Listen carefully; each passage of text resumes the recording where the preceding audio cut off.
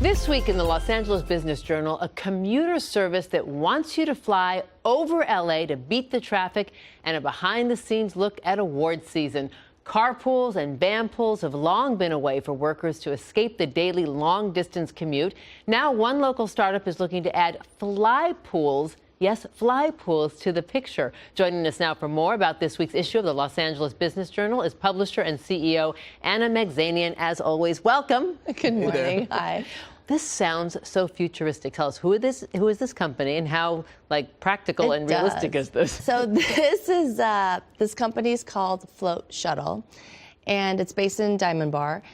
It's the acronym, or the name, is based off Fly Over All Traffic. So it's kind of a neat way of the dream. Speaking your language, yeah. Yeah, it's all of our languages, right? And next week they're going to basically announce on when they're going to start. They're going to start probably several months of basically providing a caravan type flyover for short distance for some of our commuters. How does it all work?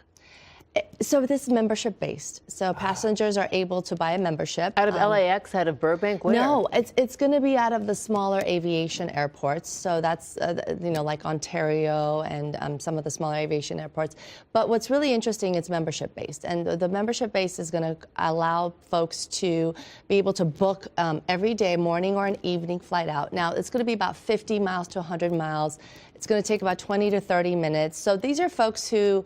This will work for folks that are like super commuters that have to drive over 50 miles, and this is just kind of an alternative approach to not sitting in And how are they going traffic. to roll it out?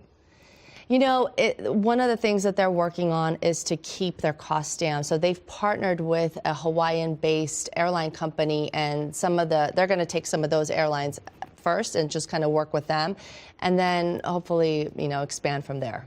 My big thing has been, the traffic in the city. Flying cars. This is like the next step closer to. We're getting there. We're getting there. Fly over that bumper to bumper, right? Absolutely. So, okay, before you go, yes.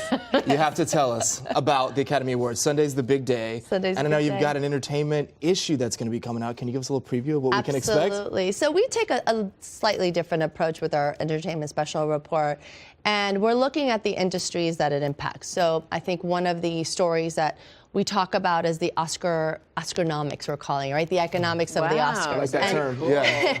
and Matt in our team has talked about really about, there are companies, obviously, like the tuxedo companies and the event companies, the hotel companies do really well during the Oscars, but there are some major venues that basically go dark, right? So the movie theaters, they go dark on the Oscar day, and Live Nation and Staples Center and all of those guys. On Sunday, there's really not a lot going on the bigger venues, kind of to offset that, because they don't want to compete in that space. So that's one report we're talking about. Another one is a little bit about understanding what the Oscars mean for talent and how they get compensated. There's some new ways that they're getting compensated. Like if you have an Oscar nominee, your film has an Oscar nominee, there might be a kind of a bump in your salary on that end. There's also kind of a fun story about, we know that the talent, the A-list talent, gets that bump. However, the chefs, right, the catering companies. I mean, you look at Wolfgang Puck, yeah. He owns the Oscars. He owns the Oscars. He's an icon, not only in Los Angeles in the entertainment industry, but the entertainment industry has made him an icon in LA.